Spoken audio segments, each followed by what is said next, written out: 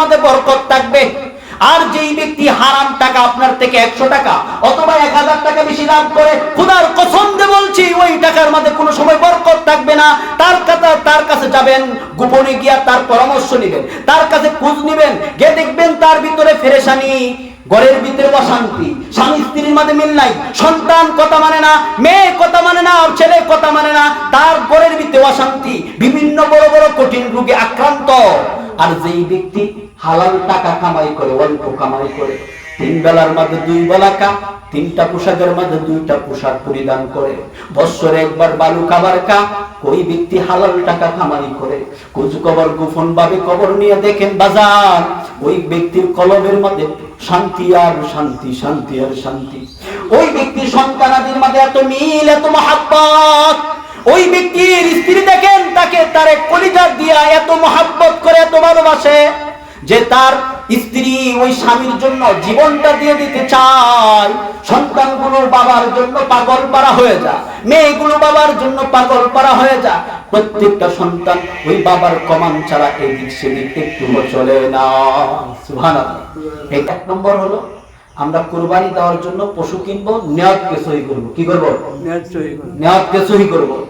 কুরবানি দেওয়া মানে এটা না যে আমি গোশত খাবো। গোশত খা আল্লাহ যা দিকে রাখবে তাই খাবো, নাকি? আল্লাহ তো এরকম হইতে পারে, এবং আল্লাহ তাআলা এমনও নজির আমাদেরকে দেখা, হাতের মাঝে ভাত আমরা কি করছি দিয়েছে, ভাত মাখাইছি, ভালো সুস্বাদু খাবার মাখাইছি, লোকমা কি দিব, মুখের ভিতরে দিব, এই মুহূর্তে দেখে ভাত হঠাৎ করে উপর থেকে একটা প্রাণী পড়ে গেছে, পাতের উপরে পড়ে গিয়ে ভাত সব নষ্ট হয়েছে, এই ফালায়া দেয়।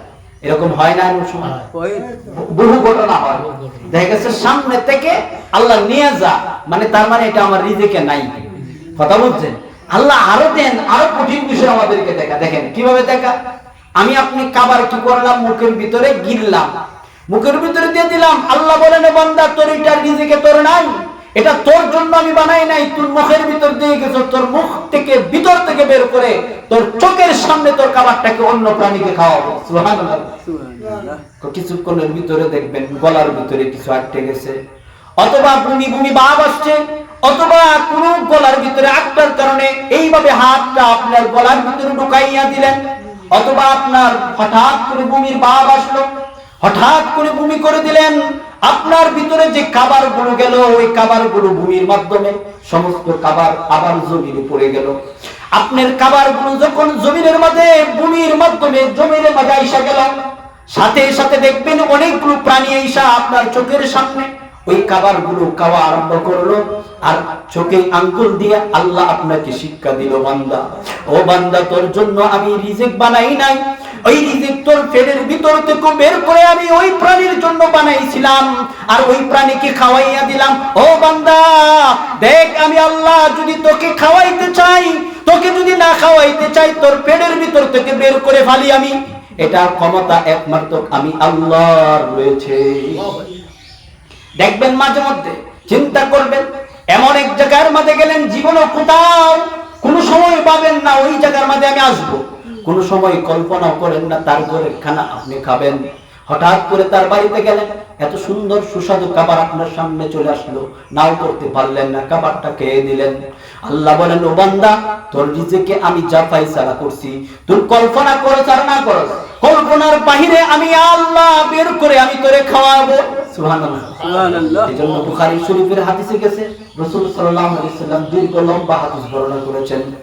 রাসূল বলেন বান্দাকে যখন প্রথম 40 দিন মায়ের গর্ভের ভিতরে নাপাক পানিটা যখন তার মায়ের গর্ভের ভিতরে যায়, ওই নাপাক পানিটা আমি আল্লাহ তাআলা ফেরেশতার মাঝে 40 দিন পর্যন্ত মেহনত করাই। এরপরে 40 দিন পরে ওই পানিটা একটা রক্তের টুকরা হয়। ও বান্দা 40 দিন পর হয়ে গেলে আবার ওই রক্তের টুকরার মাঝে আমি আরো 40 দিন মেহনত করাইতে আরম্ভ করি। আবার যখন 40 দিন চলে যায় তখন ওই পানিটা একটা মাংসের টুকরা হয়। আবার 40 দিন ওই মাংসের টুকরার মধ্যে মেহনত করাইয়া ওই 40 দিন পরে ওই মাংসের ভিতরে হাতটা ঢুকানো হয়। আবার 40 দিন মেহনত করা হয়, এরপর তোমার হাত পাও তৈরি করা হয়। এরপরে আরো 40 দিন মেহনত করার পরে তোমার ওই বডিটার ভিতরে যখন রুহটা দেওয়া হয়, রুহটা দেওয়ার সময় আমার আল্লাহ ফেরেশতার মধ্যে কয়েকটা জিনিস তুমি লিখে দেই। ও বান্দা তুমি কি ভাগ্যবান হবা না হতভাগা হবা? তুমি কি ও বান্দা তোমার ভাগ্য ওই দিন লিপিবদ্ধ করে দেওয়া হয়।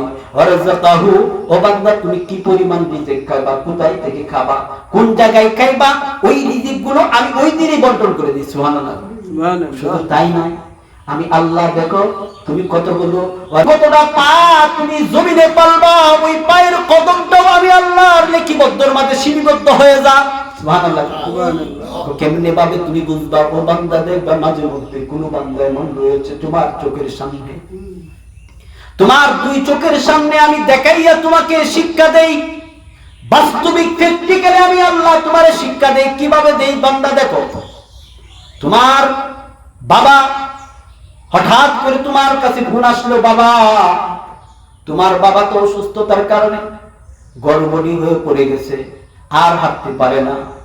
কিছুক্ষণের ভিতরে ওই বান্দা কানে কানে জানাইয়া গেল, ও বান্দা তোমার জমিনে যে তোমার পাটা ফালবা, ওই পা ফালা কদম ফালার জায়গা আমি পূর্ব থেকে পশ্চিম, পশ্চিম থেকে উত্তর থেকে দক্ষিণ, গোটা পৃথিবী আমি তোমার কদমের জায়গা খুঁজে আসলাম। কোথাও তোমার কদম ফালানোর জায়গা তোমার নামে এক চুল পরিমাণ জায়গাও নাই যেই জায়গার মধ্যে তোমার কদমটা ফালবা। আজকে থেকে যে দায়িত্ব আমার উপরে দিয়েছিল তোমার কদমগুলো জমিনে ফালানোর জন্য, ওই দায়িত্বগুলো আমাকে উঠাইয়া নেওয়া হয়। আমি তোমার কাছ থেকে বিদায় নিলাম। এই কথা বলে যখন ফেরেশতা বিদায় নেয়, ওই দিন ওই বাছারা ওই আল্লাহর বান্দা হঠাৎ করে গড়বড়ি হয়ে পড়ে যা, সোজা হইয়া তাকে তারে উঠাইয়া খাড়া করতে পারে না। হাজারো চেষ্টা করে বাজান দুইজন তিনজন ধরে জমিনের মাঝে তার পাটা ফালানোর জন্য চেষ্টা করে, কিন্তু তার পাটার জমিনে ফালাইতে পারে না। কারণ কি বাজান, কেন জমিনের মাঝে তার পা ফালতে পারে না, কেন সে কদম দিতে পারে না? তার কদম যেই পরিমাণ ছিল, আল্লাহ যেই পরিমাণ কদম রেখেছিল ওই পরিমাণ জমিনে সে হেঁটে ফেলছে, আর এক কদমও সে জমিনে দিতে পারবে না। ও বাজান আপনার সন্তানের কাছে ফোন গেছে যে তোমার বাবা তো আজকে থেকে গড়বড়ি হইয়া পড়ে রয়েছে বিছানায়, আসেনি এমন হয়। হঠাৎ করে বাবার কথা শুনে ওই ঢাকা শহর থেকে সন্তান দৌড়ে আসলো বাবার কাছে। আইসা দেখে তো আসলে বাবা গড়বড়ি হইয়া পড়া, চোখ দিয়ে পানি বেয়ে পড়ে। আঙ্গুর ফলের দিকে খাইছেন, আঙ্গুর ফল খাইলেন, 2 দিন যাওয়ার পরে হঠাৎ করে খাবার বন্ধ, পানিও খাই না, ভাতও খাই না, কোনো কিছু খাই নাই। আরেকজন সন্তানের কাছে গেলেন কবর, অথবা আরেক দূরের মেয়ের কাছে কবর গেল। ওই মেয়েটা তার বাবার পছন্দের খাবার বানায় নিয়ে আসতো, আস্তে আস্তে দেখে তার খাবারও বন্ধ হয়ে গেছে। বন্ধ হওয়ার পরে মেয়েটা তার শিউরের কাছে দাঁড়াইয়া বসে বসে কান্দে আর বলে, বাবা এই দেখো তুমি না এই খাবার খাইতা, আমার বাড়ি যখন যাইতা আর বলতাম ও মা তুমি আমার জন্য ওই জিনিসটা পাক করো। ও বাবা আমি তোমার জন্য আউশ করে, তোমার জন্য আউশ করে আমি বাজার থেকে স্পেশাল ভাবে কিনে আমার নিজের হাতে পাক করে নিয়ে আসলাম। ও বাবা এক চামচ খাও, আমার অন্তরটা শান্তি করো।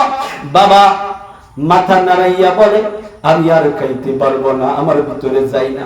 জোর করে মা ও মেয়েটা বাবার মুখে দেয়, কিন্তু অটোমেটিক মুখ থেকে বের হয়ে যায়। কেন রে বান্দা বের হয়ে যা?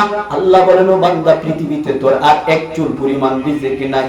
আমি রিজিক যা খাই যা দিয়েছিলাম তুমি সাতা সব খেয়ে শেষ করে ফেলেছো, আর এক চুল পরিমাণ রিজিক নাই।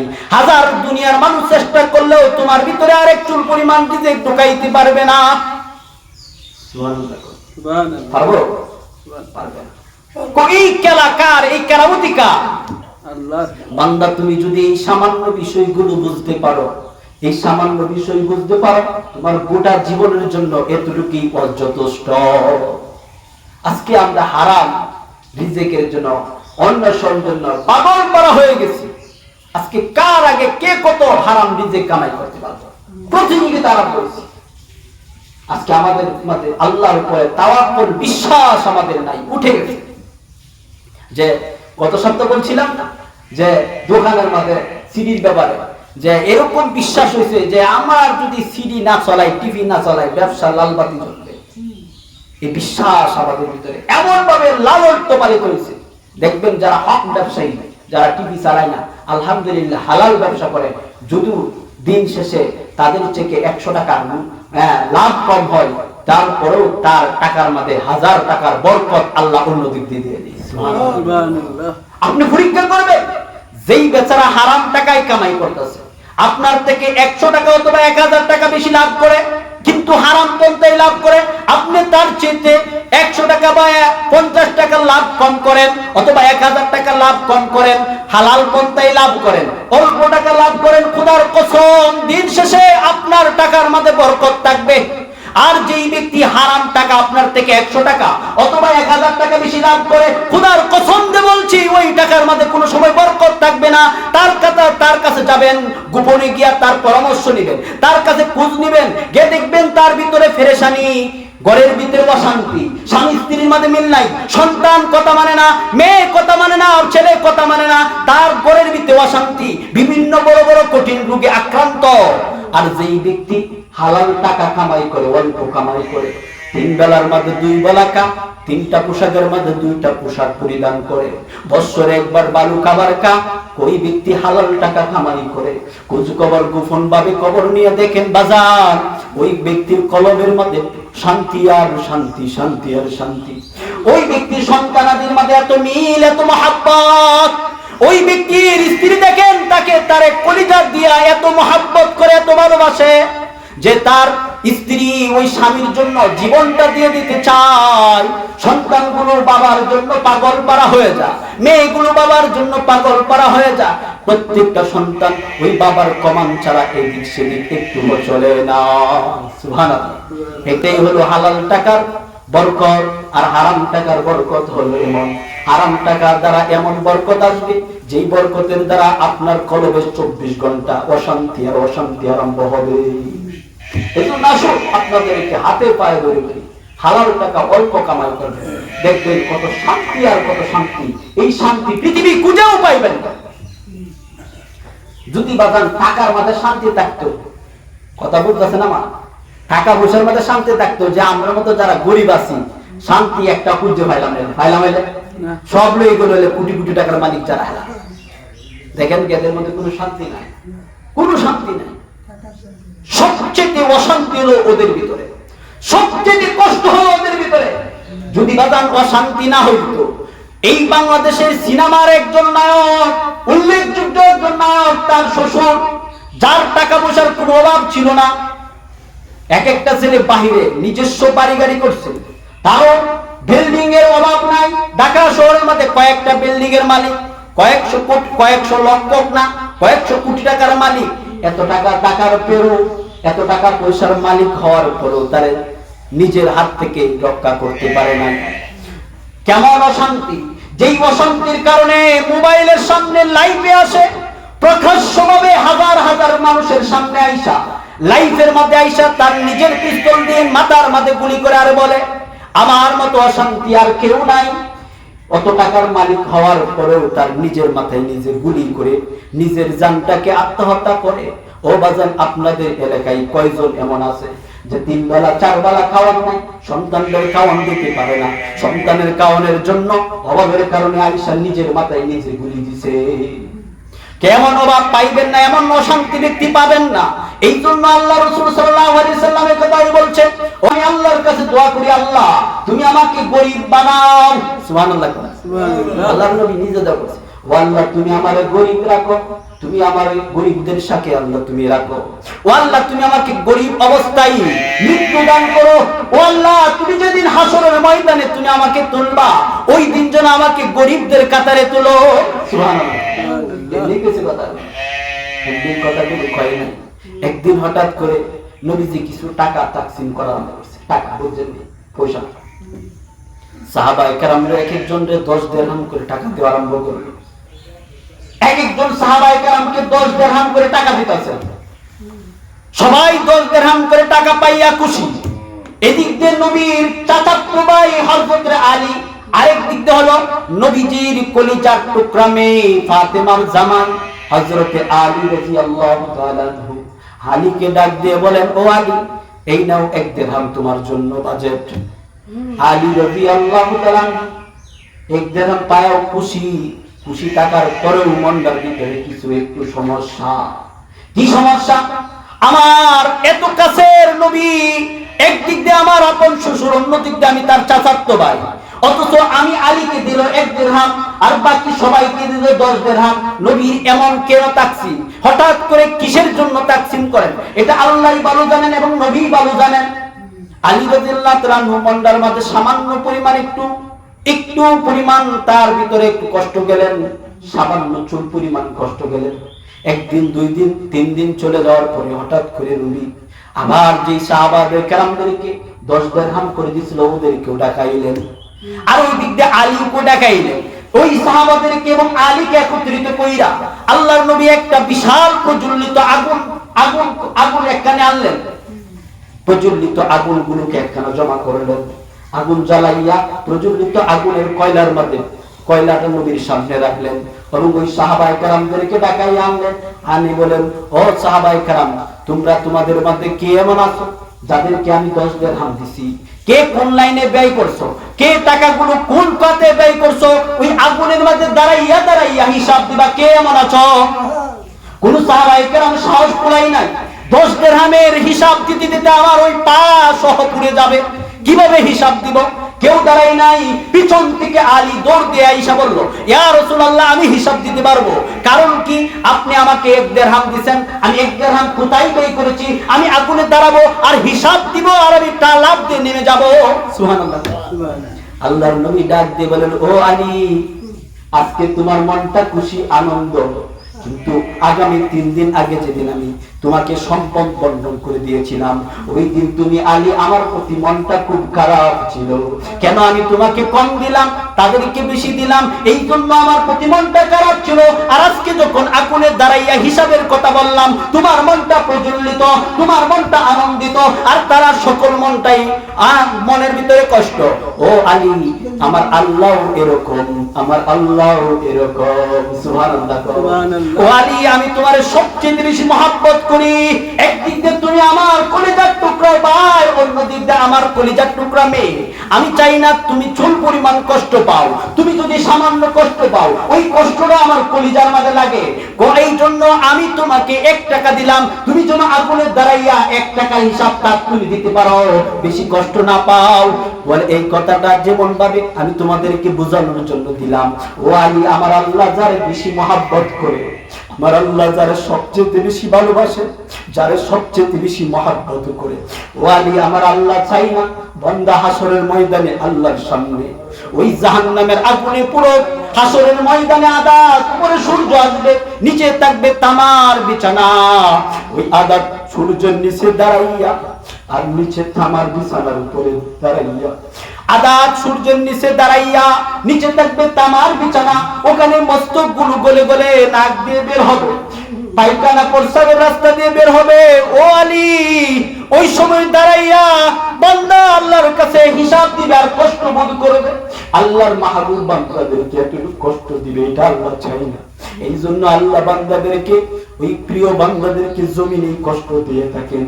অভাব দিয়ে কষ্ট দেয়, সন্তান দিয়ে কষ্ট দেয়, টাকা পয়সার অভাব দিয়ে কষ্ট দেয়, রূপ দিয়ে কষ্ট দেয়, সন্তান দিয়ে কষ্ট দেয়, ভয় দিয়ে কষ্ট দেয়, দুর্নাম দিয়ে কষ্ট দেয়, বিভিন্ন ভাবে ওই বান্দাদেরকে কষ্ট দিয়ে আল্লাহ দুনিয়া থেকে মাসুম বানাইয়া, দুনিয়া থেকে আল্লাহর প্রিয় মাহবুব বান্দা বানাইয়া এরপরে জমিন থেকে আল্লাহ নেই। সুবহানাল্লাহ।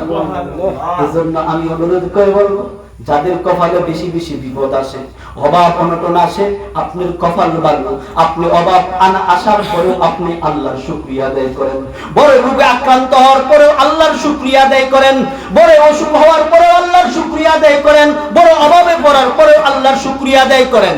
আপনার সন্তান অ্যাক্সিডেন্টে মারা গেছে, এরপরেও আল্লাহর শুকরিয়া আদায় করেন। সম্পদ পানির মাঝে ডুবে শেষ ধ্বংস হয়ে গেছে, এরপরেও আল্লাহর শুকরিয়া আদায় করেন। আপনার কপাল ভালো, আপনার কপাল ভালো। আল্লাহ জমিনে আপনার হালকা মাল নেওয়ার দ্বারা, হালকা সম্পদ নেওয়ার দ্বারা, হালকা জানে কষ্ট দেওয়ার দ্বারা, সন্তান দুনিয়াতে নেওয়ার দ্বারা আল্লাহ আপনার জন্য হাসরের ময়দানে বিশাল এক পুরস্কারের ব্যবস্থা করে রাখছেন। সুবহানাল্লাহ। এজন্য চাইতো ইনশাআল্লাহ হাসরের ময়দানে কঠিন পুরস্কারের জন্য চাইতো। এই জন্য সর্ব অবস্থায় শুকরিয়া আদায় কর। এই জন্য তো বলেছেন, এই জন্য তো বলেন, ও বান্দা, তুমি আল্লাহর কাছে শুকরিয়া কতক্ষণ করবা? তোমার যদি একটা হাত না থাকে, তারপরে তুমি শুকরিয়া আদায় করো ওই বান্দার দিকে তাকাইয়া যেই বান্দার দুটো হাত নাই। ও বান্দা, তোমার যদি দুটো হাত না থাকে তারপরে তুমি শুকরিয়া আদায় করো ওই বান্দার দিকে তাকাইয়া যেই বান্দার দুটো হাত নাই, চোখও নাই, ওই বান্দার দিকে তাকাইয়া শুকরিয়া আদায় করো। ও বান্দা, তোমার দুটো হাতও নাই, চোখও নাই, এরপরে শুকরিয়া আদায় করো। কেন রে বান্দা, অনেক বান্দা এমন রয়েছে দুটো হাতও নাই, চোখও নাই, দুটো পাও তার নাই। ও বান্দা, দুটো পা, হাত, পা, চোখ যদিও না থাকে তারপরে শুকরিয়া আদায় করো। এরে গো বান্দা, এমন বান্দা আছে কথাও বলতে পারে না, হাতও নাই, চোখও নাই, পাও নাই, জমিনের মধ্যে কত কষ্ট করতেছে। ও বান্দা, ওই বান্দাদের দিকে তাকাইলে তুমি শুকরিয়া আদায় করো। এরপরও যদি তোমার এইগুলো না থাকে এরপরও শুকরিয়া আদায় করো। এমনও বান্দা আছে জমিনের মধ্যে দুনিয়া থেকে বিদায় হয়ে গেছে, ওই কবরবাসীর দিকে তাকাইয়া, তুমি তো জমিন আছে তারা তো জমিনে নাই, ওইদের দিকে তাকাইয়াও তুমি শুকরিয়া আদায় করো। ও বান্দা, যতক্ষণ পর্যন্ত তোমার ভিতরে রূহটা আমি আল্লাহ রাখছি, কতক্ষণ পর্যন্ত তুমি শুকরিয়া ছাড়া আর কোনো উপায় নাই। এই জন্য সর্বাবস্থা আল্লাহ তাআলার শুকরিয়া আদায় করা, সর্বাবস্থা আল্লাহর প্রতি কি থাকা, সন্তুষ্ট থাকা। যে ব্যক্তি বিভিন্ন মুসিবতে পড়ে, বিভিন্ন রোগ বালা মুসিবতে পড়ে আল্লাহর শুকরিয়া আদায় করবে, আল্লাহর কাছে শুকরিয়া আদায় করবে, এর দ্বারা আমি আল্লাহ নিজের হাতে হাসরের ময়দানে উজরত দান করব। এজন্য আসুন এই সমস্ত বিশ্বাস লালন পালন যখন আমার কলবে লালন করব, তখন আল্লাহ তাআলা এর উজরত আল্লাহ তাআলা পরকালে দান করবে। আল্লাহ তাআলা আমাদেরকে এই আলোচনার উপর আমল করার তৌফিক দান করুন।